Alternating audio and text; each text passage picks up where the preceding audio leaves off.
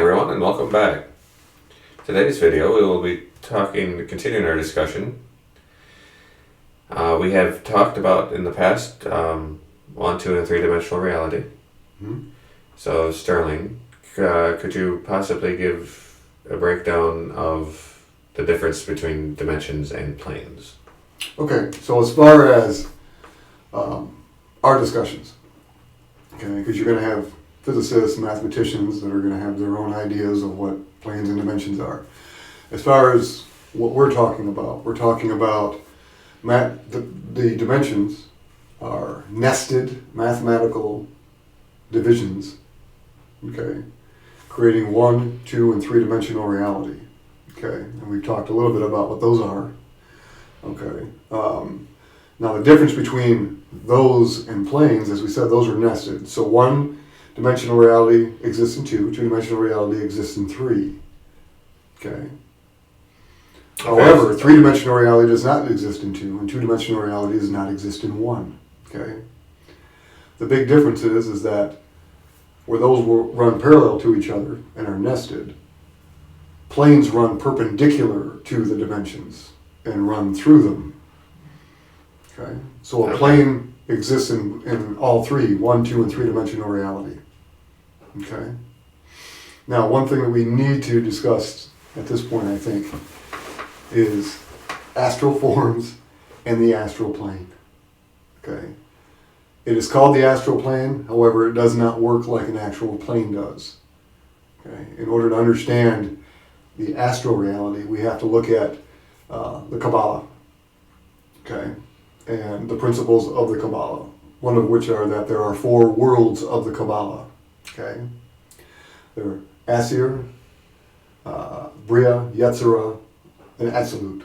Okay, the ones that we need to talk about are going to be Bria and Yetzirah. Okay, essentially the astral plane would be what the Kabbalists call the world of Yetzirah. Okay, it's where the angels exist. It's where things can be created and will change our reality, our 3-dimensional reality. Okay. Okay. Now in Bria, okay, all of the planets in astrology are represented as archangels in the Briatic world. Okay. But that's more of consciousness, thought world. Okay. So the difference being is when you have an out-of-body experience, that is not astral travel. Okay? You're actually existing in the Briatic world and not the world of Yetzirah. When you're in astral form, you're in the world of Yetzirah and not in Bria. Okay? That's kind of the difference. Okay? And then everybody always talks about the cord that connects your astral body to your physical body. And there's always this fear that you're going to lose the cord, lose connection, and then your astral body is going to float out and it'll be gone forever and you're just going to be lying somewhere in a coma. And it is as hard to lose your astral cord as it is in physical reality to lose your shadow. So essentially, if you're not Peter Pan, you have nothing to worry about. Okay? Okay. Why do people have that fear? Well, it's the same thing as if you walk into a dark room. The shadows are there. You just can't see them because there's no light to point them out. Okay, you will always have your astral form, and subconsciously and consciously you need to know that. That'll take care of your fear. You won't freak out and feel like you're falling or lost and can't get back. Okay, it's always there. It's just you're not always able to see it. Just like a shadow works. So your astral form is always there. Is it then part of... Well, your astral cord is always there. Your astral form is within you. And is essentially, so is your spirit when you have an out-of-body experience. The difference is that it can leave. You can will it out.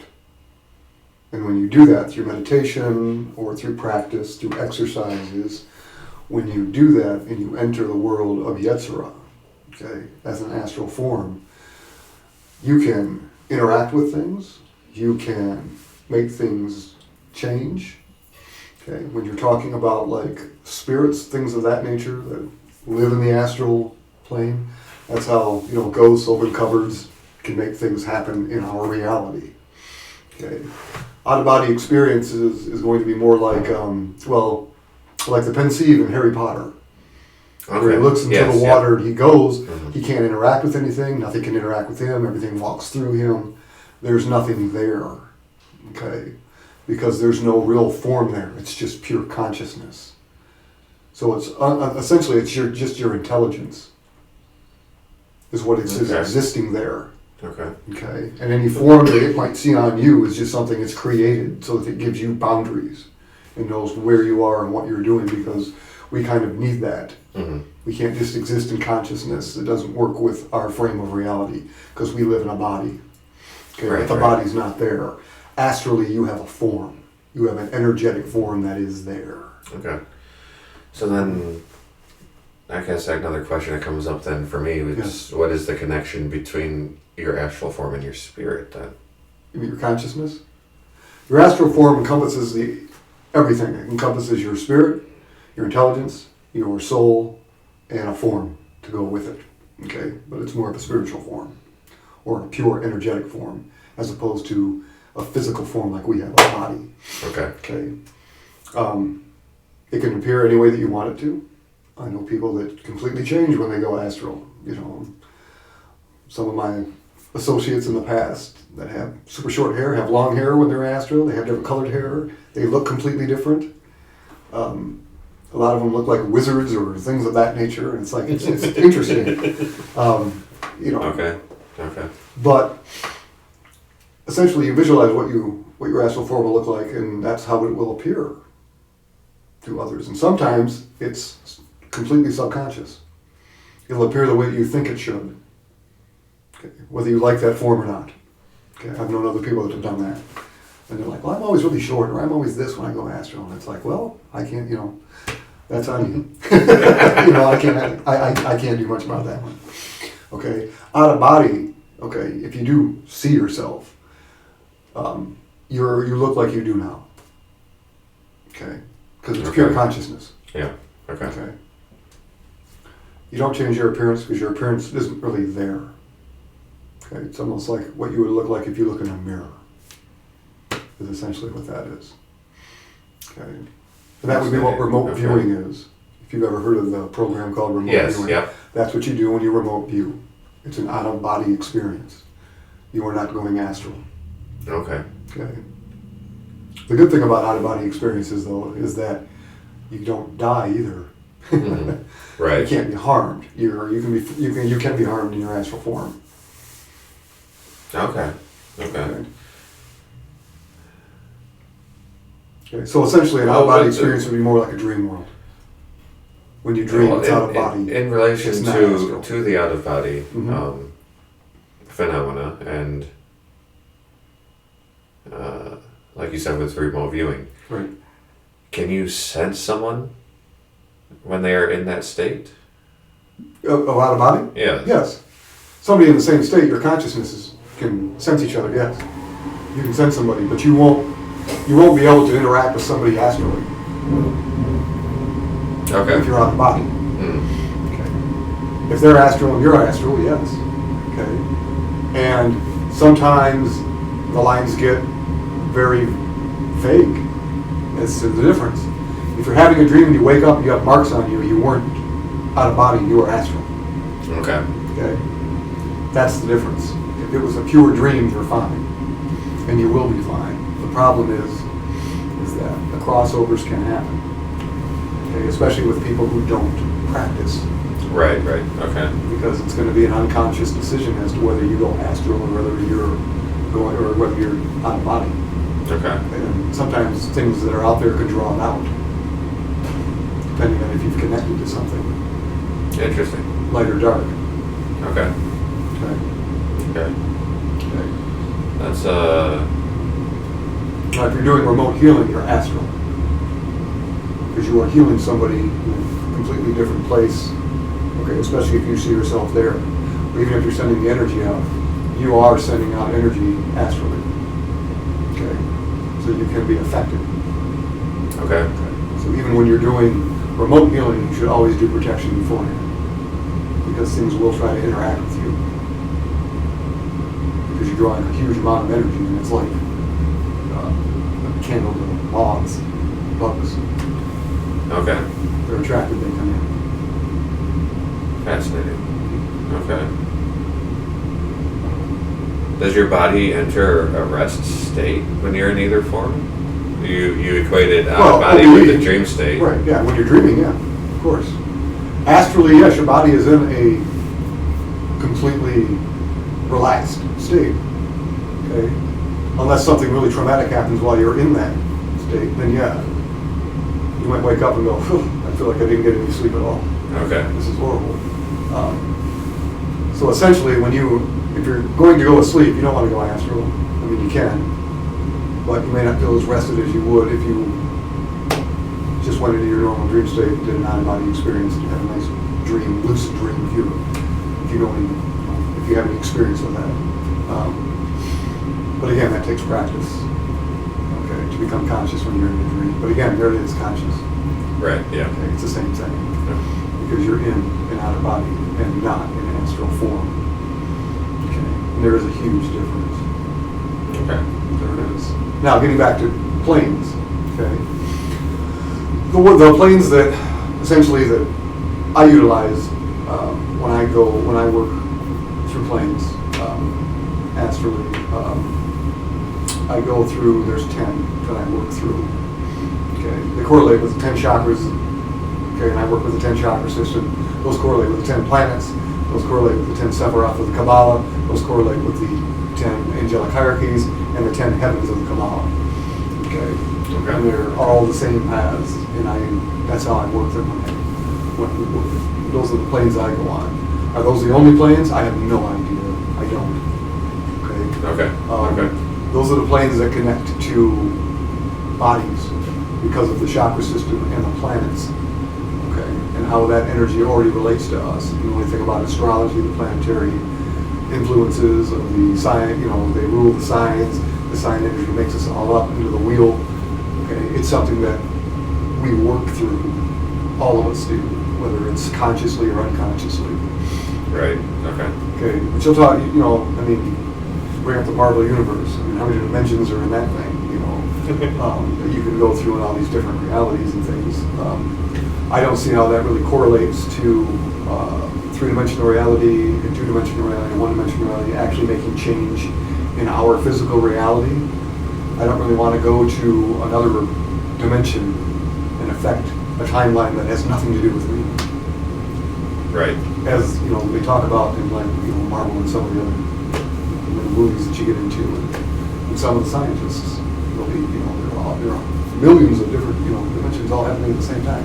Well, that's great, but how practical is that? Okay. Right. The stuff I want to do and I try to teach is practical application.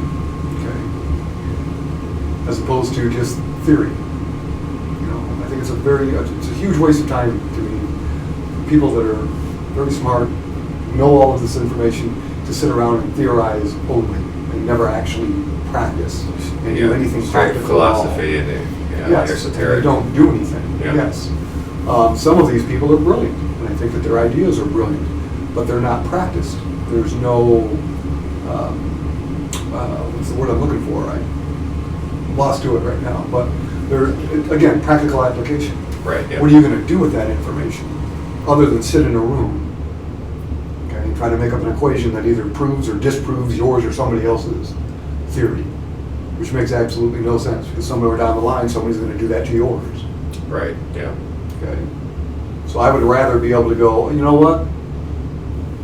Someone around me is ill. I want to do a healing. I'm going to use practical applications to try to facilitate healing or comfort for these people, because in healing, you can go out and perform a healing on somebody, but if it's somebody's time, it's somebody's time. Okay? We're not gods. We can't stop death. Right. Yes. And essentially, because we've talked about this before, we live in a cyclical universe. So again, time for us, in my opinion, is cycles. It's not linear at all. It's cyclical. It has a beginning, a middle, and an end. All things do, and they run through these cycles. Okay? So, for me, once the cycle ends, it's over. You may be able to go back and view it and see what happened, but you can't affect what has already happened. And that makes so much more sense when, even physically, from a physics standpoint, trying to understand the idea of time. We have no idea, aside from relations between events, one leading to the next. Right. And if time travel were possible, it would be almost impossible to ever plan anything out in a practical form, because somebody could come back and change everything. And do it again, and do it again, and do it again. I mean, and just keep going. And make something branch this way, and branch this way, and branch. Well, how many times can you divide yourself in your energy before you no longer exist? Well, and that's or you're going to be stuck in the same moment for eternity. Right. Yeah. And the cyclical nature, though, is very interesting, as that has ties to many ancient cultures. Well, most of them do. The Mayans, in particular, with their famous calendars. Yes, astrology is all about cycles. The seasons that we go through every year are about cycles. The year is about a cycle. The day is about a cycle. Everything that we have that relates to time, because all of that relates to time, are cyclical. So it would seem that, at least as far as matter is concerned, all matter works through cycles of time. But they have a beginning, a middle, and an end, and then go into the next cycle. So I don't see how you can go back and affect a cycle that's already completed its process. I don't see how that could even work. Yeah. Wow. But that's just my theory. I don't want everybody out there thinking, this is the way it is. That's my theory. There are going to be people that completely disagree with me on that, and they have every right to do so.